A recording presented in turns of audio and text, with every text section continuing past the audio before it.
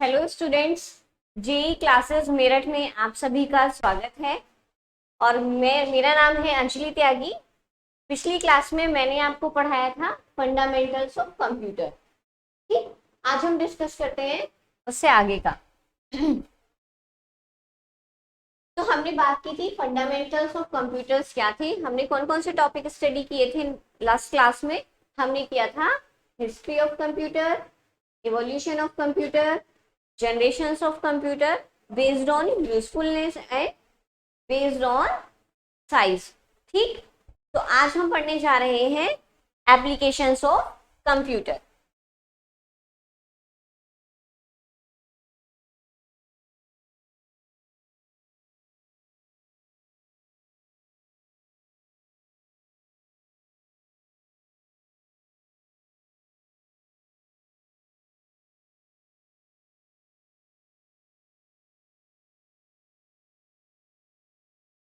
Applications computer मतलब क्या हुआ? प्रयोग, उपयोग। ठीक, मतलब कंप्यूटर के उपयोग, कंप्यूटर कहाँ कहाँ पे यूज होता है, यूज ऑफ कंप्यूटर। तो आप सभी को पता होगा कि आज के टाइम में कंप्यूटर कितना जरूरी है। कंप्यूटर आज के टाइम में सभी जगह पे यूज हो रहा है।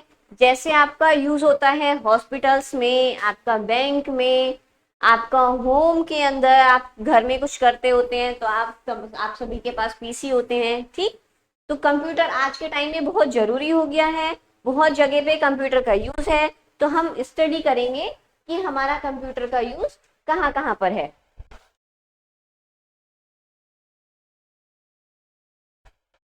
देखो, हमें बनाने हैं बिजली के बिल। तो आज के टाइम में बिजली के बिल बनाने के लिए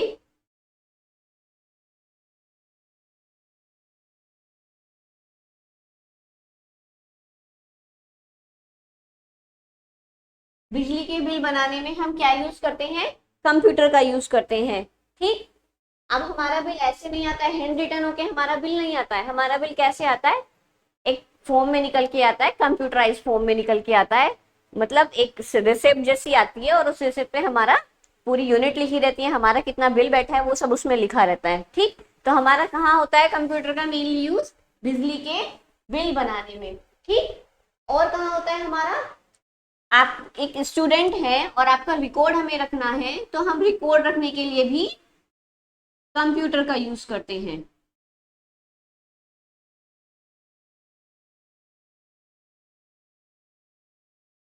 रिकॉर्ड रखने के लिए। ठीक, जैसे अब रजिस्टर में बहुत कम काम होते हैं, ऑफिस में भी अटेंडेंस वगैरह जो होती हैं वो सब क्या होती हैं? थंब इम्प्रेशन से होती हैं, वो सब रिकॉर्ड होती रहती हैं कंप्यूटर के अंदर। ठीक, अब हम बात करते हैं थर्ड वन इज मौसम की जानकारी के लिए। मौसम की जानकारी के लिए। ठीक, अब हमें पहले ही पता चल जाता है, मौसम विभाग हमें पहले ये डिक्लेयर कर देता है कि 2 दिन बाद बारिश पड़ने वाली है, 3 दिन बाद बारिश पड़ने वाली है, बहुत ज्यादा कोहरा होने वाला है सर्दियों में। ठीक, तो ये सब चीजें क्या है, पहले से ही हमारी डिफाइन हो जाती हैं, पहले से ही वो लोग सर्च कर लेते हैं और हम लोगों को बता देते हैं। तो वो सब कैसे होती हैं? वो सब किसकी मदद से होती हैं? वो सब होती हैं कंप्यूटर की मदद से। जब से कंप्यूटर आया है टेक्नोलॉजी बहुत ज्यादा आगे बढ़ गई है। ठीक, क्लियर ये चीज। अब हम बात करते हैं आपका मेडिकल में यूज होता है। मेडिकल में कैसे यूज होता है? जैसे आपका एक्सरे मशीन होती है, तो एक्सरे वगैरह वो किस पे देखे जाते हैं? मॉनिटर पे देखे जाते हैं, उनका पूरा सिस्टम होता है। तो वो सब चीजें कैसे हैं? वो टेक्नोलॉजी की वजह से तो ये सब हो पा रहा है आज के टाइम में। ठीक, अब हम बात करते हैं नेक्स्ट टॉपिक पे।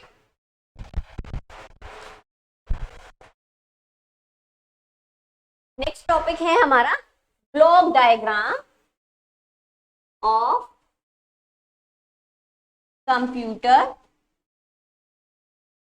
With its components. ठीक,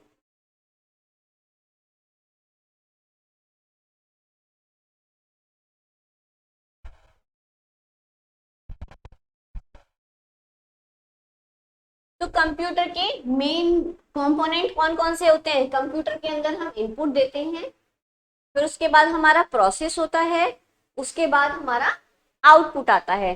तो क्या है, तीन मेन इसके ब्लॉक कंपोनेंट्स हैं। क्या क्या है, बात करते हैं हम।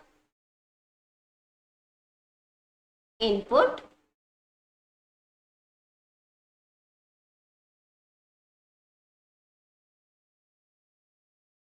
यहाँ क्या है ये, मेमोरी, ठीक। फिर आता है हमारा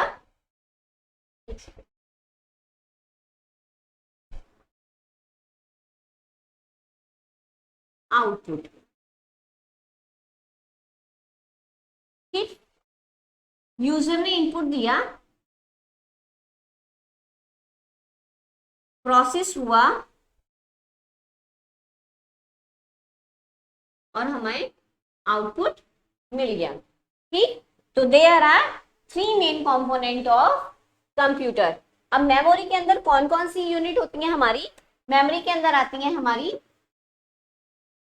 एक रहती है हमारी एमयू, मेमोरी यूनिट, एक रहती है हमारी सीयू, कंट्रोल यूनिट, और एक खत्म होती है हमारी एएलयू। एएलयू की फुल फॉर्म होती है अर्थमेटिकल लॉजिकल यूनिट, ठीक। अब हम बात करते हैं इन सब के बारे में।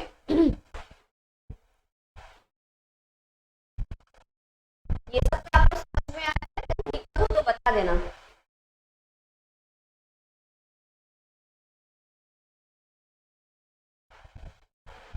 देखो, इनपुट क्या करता है? इनपुट कमांड देता है, ठीक। सीपीयू को कमांड देता है। सीपीयू क्या करता है? सीपीयू के अंदर हमारा क्या होता है? मेमोरी यूनिट है, सीयू है, एएलयू है, इन सब के अंदर आपस में प्रोसेस होता है। तो एमयू का क्या काम होता है? मेमोरी यूनिट, एमयू होता है मेमोरी यूनिट। मेमोरी यूनिट का क्या काम होता है? मेमोरी यूनिट करता है जो यूजर ने कमांड्स दी हैं, जो यूजर ने प्रोग्राम दिया है, उन सभी को इकट्ठा करने का काम होता है। और मेमोरी यूनिट क्या होती है? देखा जाए तो वैसे ये एक स्टोरेज यूनिट होती है, मेमोरी यूनिट, ठीक। अब हम बात करते हैं कंट्रोल यूनिट। कंट्रोल क्या करती है? कंट्रोल नाम से ही आपको क्लियर हो रहा होगा।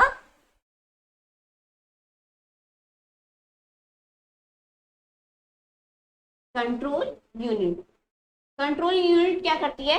कंट्रोल से समझ में आ रहा होगा, उन सभी कमांड्स को, जो कमांड्स यहाँ आई हैं, जो स्टोर हुई हैं, उन सभी को कंट्रोल करने का काम करती है कंट्रोल यूनिट। अब हम बात करते हैं एएलयू के बारे में। एएलयू के बारे में क्या करेंगे? एएलयू के फुल फॉर्म जैसे मैंने अभी बताई, अर्थमेटिकल लॉजिकल यूनिट। तो अर्थमेटिकल लॉजिकल यूनिट से आपको क्लियर हो रहा होगा, अर्थमेटिक फॉर्म्स जितनी भी है हमारे, जो हमारी मैथमेटिकल प्रॉब्लम्स होती हैं, प्लस है, माइनस है, डिवीजन है, मल्टीप्लिकेशन है, ये सब, और लॉजिकल ऑपरेशंस। तो अर्थमेटिक ऑपरेशंस और लॉजिकल ऑपरेशंस को सॉल्व करने के लिए हम यूज करते हैं एएलयू का। एएलयू की फुल फॉर्म आप लिख लीजिए,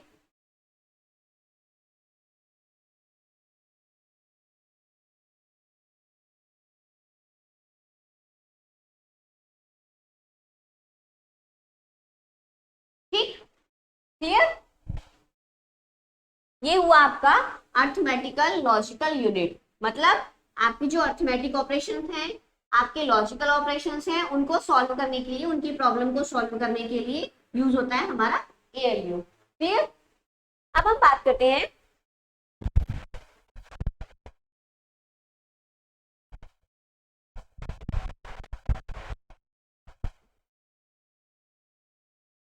कैरेक्टरिस्टिक्स ऑफ कंप्यूटर। कंप्यूटर की कैरेक्टरिस्टिक्स कौन कौन सी होती है?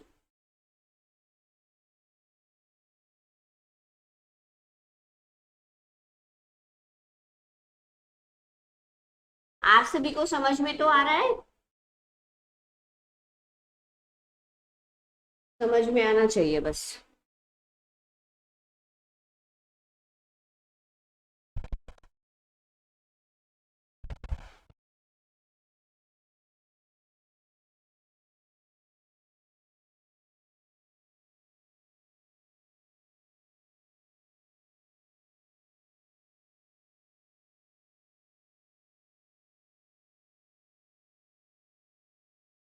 मतलब क्या हुआ, क्षमताएं।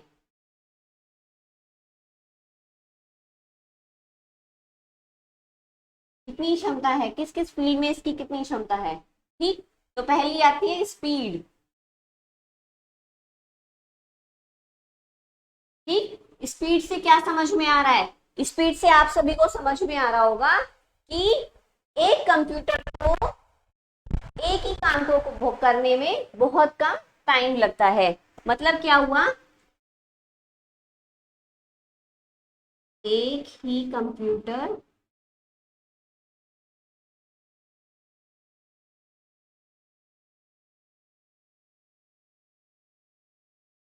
एक काम को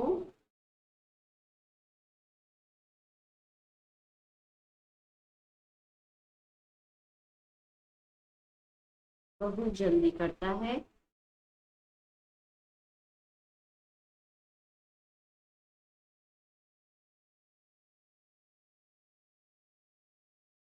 इसीलिए कंप्यूटर हम बहुत जल्दी जल्दी बहुत सारे काम कर देता है। जैसे एक काम को करने में सपोज करो हमने एडिशन करना है 10 नंबर्स प्लस 10 नंबर्स, 2 10 नंबर के डिजिट्स हैं उनका हमें प्लस करना है, तो उसमें हम एरर ला सकते हैं। लेकिन ये क्या है, हम उसमें टाइम लगाएंगे बहुत ज्यादा। लेकिन क्या है, कंप्यूटर क्या है कि उसको फटाफट से हमारे पास उसका एडिशन करके और सही रिप्लाई हमें दे देगा। ठीक, अब आती है हमारी सेकंड कैरेक्टरिस्टिक। सेकंड कैरेक्टरिस्टिक क्या होती है इसकी, एक्यूरेसी। एक्यूरेसी का मतलब क्या होता है, शुद्धता। जैसे कि मैंने अभी बताया कि वो हम गलती कर सकते हैं लेकिन कंप्यूटर गलती नहीं करता है, कंप्यूटर उसमें कोई भी एरर नहीं देता है, नो एरर। ठीक, अब आते हैं हम थर्ड वन पे। थर्ड वन क्या है, कंप्यूटर की कैरेक्टरिस्टिक। कंप्यूटर की थर्ड कैरेक्टरिस्टिक होती है हमारी उच्च संग्रह क्षमता।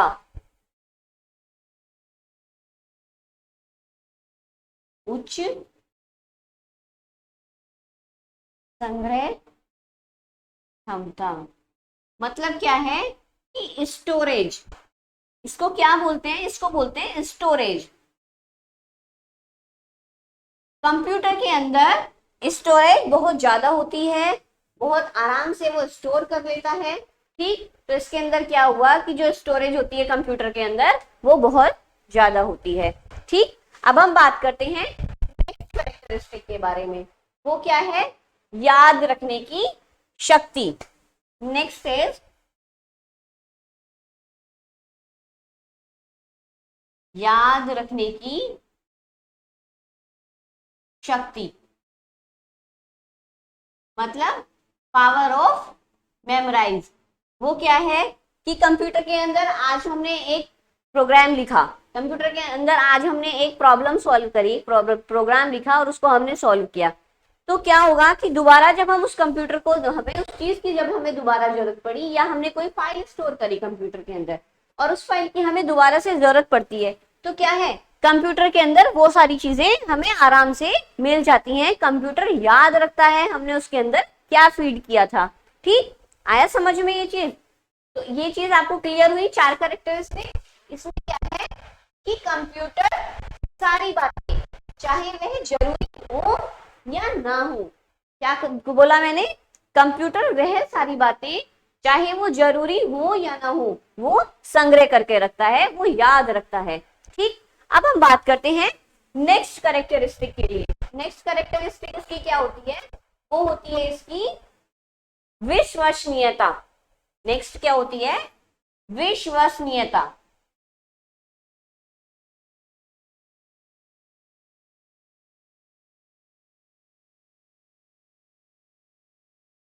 विश्वसनीयता कैसे हुई कि हमने कंप्यूटर को इनपुट दिया, अगर हमने कंप्यूटर को इनपुट दिया है तो वो उसको रिलायबल रखेगा। अगर हम ही ने उसमें गड़बड़ कर दी है, हम ही ने उसको इनपुट देने में गलती कर दी है, तो वो उसको भी उस तरीके से ही सेव रखेगा। उसमें कंप्यूटर की कोई गलती नहीं होती, यूजर की गलती रहेगी उसमें। ठीक, तो कंप्यूटर को जैसा हम इनपुट देंगे कंप्यूटर उसका आउटपुट हमें उस तरीके से सही रूप में दे देगा। ठीक, अब हम बात करते हैं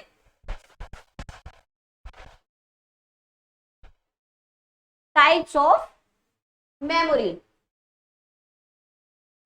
तो टाइप्स ऑफ मेमोरी बहुत जरूरी है कंप्यूटर के अंदर।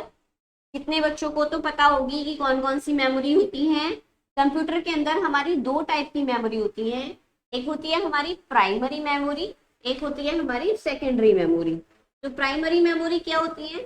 प्राइमरी मेमोरी कंप्यूटर के अंदर ही होती है और सेकेंडरी मेमोरी हमें उसमें अलग से ऐड करनी पड़ती है। ठीक, तो प्राइमरी मेमोरी कौन कौन सी होती है? बात करते हैं प्राइमरी मेमोरी की जो आपके सिलेबस में है। प्राइमरी मेमोरी होती है आपकी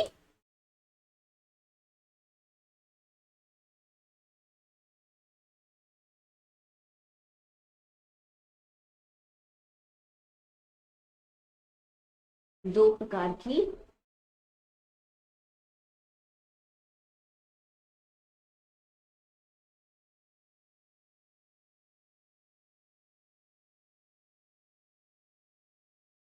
प्राइमरी मेमोरी होती है, वो कौन कौन सी होती है आपकी? एक होती है आपकी रैम, RAM बोलते हैं इसको। ये होती है रोम, ROM।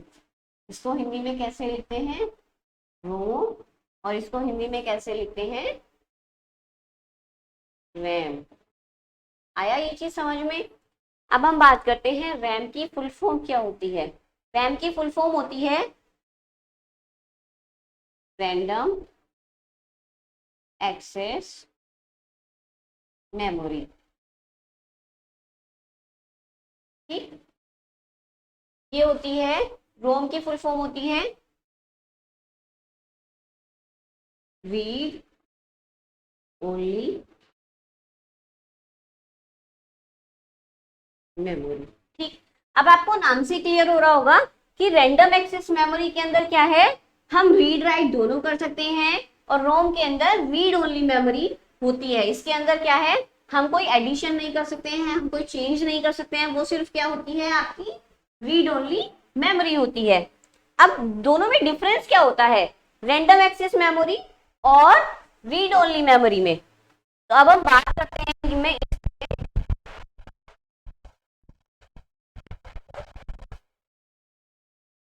रैम जो होती है एक अस्थाई मेमोरी होती है। क्या होती है? अस्थाई मेमोरी होती है।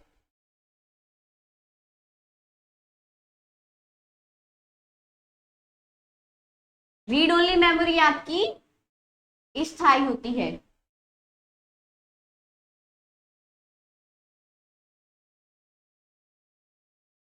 ठीक, ये चीज समझ में आया? अब अस्थाई मेमोरी और स्थाई मेमोरी। अस्थाई मेमोरी का मतलब है, सपोज करो आपका काम चल रहा है और लाइट चली जाती है बीच में, तो आपका सिस्टम बंद हो जाएगा। या फिर आपने सिस्टम को बंद कर दिया, तो आपका जो काम चल रहा था, जो आपकी मेमोरी उसमें सेव हो गई थी, आपके काम को जो उसमें मेमोरी लोकेट हो गई थी, वो क्या होगा यहाँ पे, वो जब आप दोबारा से अपने सिस्टम को, अपने कंप्यूटर को ऑन करोगे, तो वो सब वहां से मिट जाएगा, डिलीट हो जाएगा। लेकिन क्या होता है रीड ओनली मेमोरी के अंदर वो स्थायी है। वो क्या है, वो आपकी कंप्यूटर के अंदर सेव रहता है, वो डिलीट नहीं होता। इसलिए इसको बोला गया है स्थायी मेमोरी और इसको बोला गया है आपका अस्थायी मेमोरी। ठीक, अब हम बात करते हैं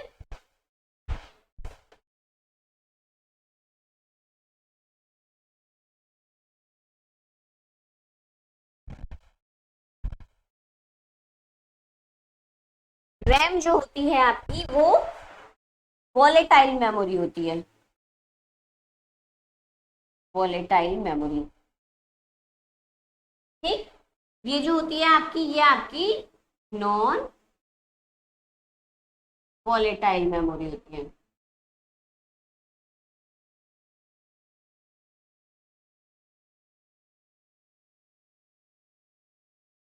ठीक,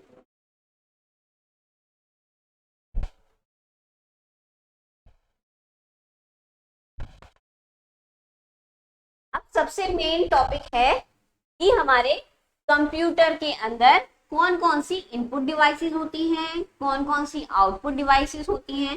जैसे अभी हमने ब्लॉक डायग्राम बनाया था कंपोनेंट्स का, तो कंपोनेंट्स के अंदर हमने लिखा था इनपुट यूनिट और प्रोसेसर और आउटपुट यूनिट।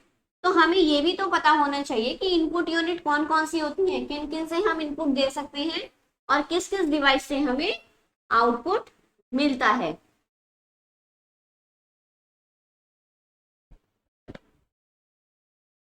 ठीक,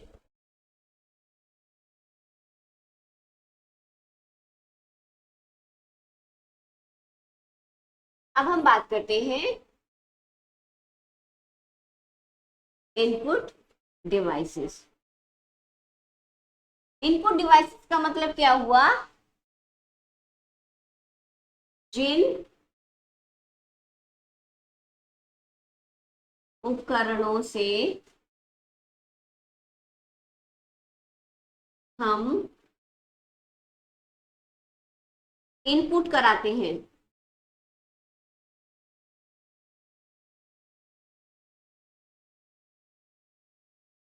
ठीक, ये चीज क्लियर हुई। ऐसे ही हमारा आउटपुट डिवाइसेस,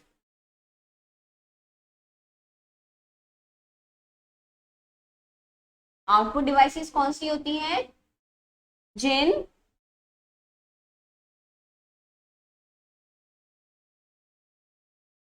उपकरणों से हम आउटपुट प्राप्त करते हैं या फिर आउटपुट लेते हैं। ठीक, अब आपकी इनपुट डिवाइसेस कौन कौन सी होती हैं। सबसे पहली डिवाइस कीबोर्ड।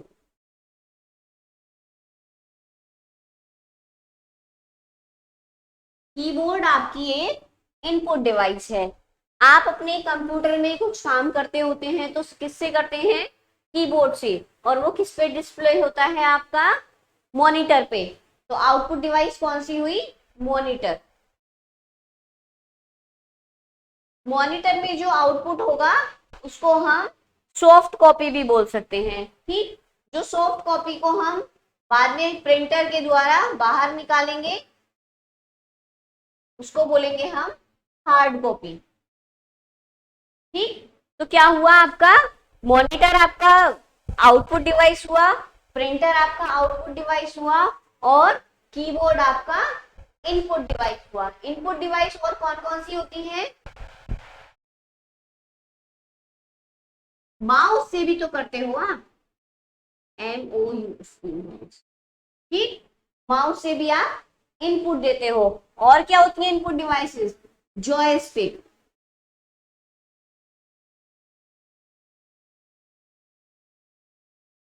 जॉयस्टिक, जॉयस्टिक क्या होता है, एक पेन की तरह होता है। क्या काम करता है ये, पॉइंट करने के काम करता है जॉयस्टिक। ठीक, इस तरीके से आपका बहुत सारी आउटपुट डिवाइसेस भी होती हैं, इनपुट डिवाइसेस भी होती हैं। जैसे कि आपका हार्ड डिस्क है, हार्ड डिस्क क्या है आपका, हार्ड डिस्क आपका आउटपुट डिवाइसेस में आएगा। क्यों, क्योंकि हार्ड डिस्क को हम बाहर से अलग से उसको अटैच करते हैं एक तो, और वो क्या करता है, हमारे पास बहुत सारी बाहर से एक्स्ट्रा चीजें उसके अंदर हम डाल सकते हैं। ठीक, कंप्यूटर के साथ उसको ऐड करके। ये सारे क्या होते हैं, ये सारे कंप्यूटर के साथ में अटैच रहते हैं। कीबोर्ड है, माउस है, मॉनिटर है, ये सब क्या है, ये आपके कंप्यूटर के साथ में, जो आपका डेस्कटॉप कंप्यूटर होता है उसके साथ में वो सब अटैच होते हैं। जैसे आपका डेस्कटॉप होता है, लैपटॉप होता है, पामटॉप होता है, तो इन सब में क्या है, लैपटॉप के अंदर क्या है, लैपटॉप के अंदर वायर के द्वारा तो कनेक्ट नहीं होंगे ये, लैपटॉप के अंदर वो उसी में ही आपका माउस बना होता है एक छोटा सा, उसी में कीबोर्ड अटैच होता है। ठीक, तो ये चीज आपको क्लियर हुई। ये थे कुछ हमारे इनपुट डिवाइसेस और आउटपुट डिवाइसेस। अब हम बात करते हैं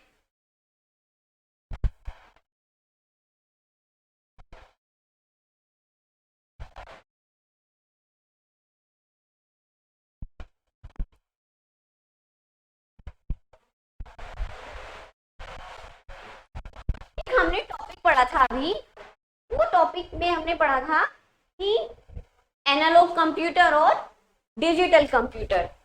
तो आपका क्वेश्चन पेपर में मोस्टली ये क्वेश्चन पूछा जाता है कि एनालॉग कंप्यूटर और डिजिटल कंप्यूटर में क्या डिफरेंस होते हैं, तो वो भी हमें पता होना चाहिए। ठीक, तो अब हम बात करते हैं एनालॉग कंप्यूटर और डिजिटल कंप्यूटर में डिफरेंस, जो हमने लास्ट क्लास में टॉपिक पढ़ा था। ठीक, तो उसमें दोनों में डिफरेंस क्या क्या होता है, एनालॉग कंप्यूटर और डिजिटल कंप्यूटर में, मैं आपको एक बार फिर से बताती हूँ। देखिए, एनालॉग कंप्यूटर में क्या होता है कि जो हमारा आउटपुट होता है, एनालॉग कंप्यूटर के अंदर जो हमारा आउटपुट होता है वो हमारा वोल्टेज के रूप में दिखाई देता है। ठीक, और जो हमारा डिजिटल कंप्यूटर होता है, डिजिटल कंप्यूटर में हमारा आउटपुट बाइनरी फॉर्म में हमारा बाहर दिखता है हमारा। ठीक, और क्या होता है कि ये जो हमारा एनालॉग कंप्यूटर होता है वो रजिस्टर से, कैपेसिटर से, इन सब से वो हमारा बना हुआ होता है, और डिजिटल कंप्यूटर हमारा लॉजिक सर्किट से बना होता है, लॉजिक सर्किट से बना होता है डिजिटल कंप्यूटर। और ये आपका कैपेसिटर है, रजिस्टर है, इन सब से आपका एनालॉग कंप्यूटर बने होते हैं। ठीक, और क्या डिफरेंस हो सकते हैं, जो एनालॉग कंप्यूटर होते हैं उनकी स्पीड कम होती है, जो आपके डिजिटल कंप्यूटर होते हैं उनकी स्पीड ज्यादा होती है, इसीलिए तो आज के टाइम में मोस्टली डिजिटल कंप्यूटर्स यूज होते हैं। एनालॉग कंप्यूटर्स बड़ी बड़ी जो लेबोरेटरी होती हैं, वैज्ञानिक जो काम करते हैं वो उन सब पे काम करते हैं, वो नॉर्मल पर्सन उन पे काम नहीं करता है। ओके,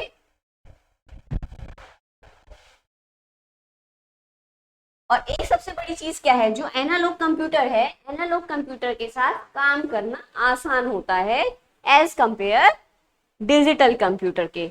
तो आपको ये डिफरेंस समझ में आए जो मैंने अभी आपको डिफरेंस बताए हैं, तो मैं आपको एक बार फिर से बता देती हूँ कि एनालॉग कंप्यूटर जो होते हैं उनमें जो आउटपुट शो होता है वो हमारा कैसे शो होता है, वोल्टेज की फॉर्म में शो होता है, और डिजिटल कंप्यूटर के अंदर आपका जो आउटपुट शो होता है वो आपका बाइनरी फॉर्म में शो होता है। ठीक, तो इसी तरीके से मैंने अभी बताया कि एनालॉग कंप्यूटर में काम करना आसान होता है और डिजिटल कंप्यूटर के साथ काम करना हमारा थोड़ा as compare analog computer tough होता है।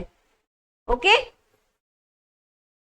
जो स्पीड होती है एनालॉग कंप्यूटर की, एनालॉग कंप्यूटर की स्पीड आपकी कम होती है और डिजिटल कंप्यूटर की स्पीड ज्यादा होती है, उसमें हमारा काम फास्ट होता है, एनालॉग कंप्यूटर में हमारा काम स्लो होता है। ठीक, और आज के लिए इतना ही काफी है।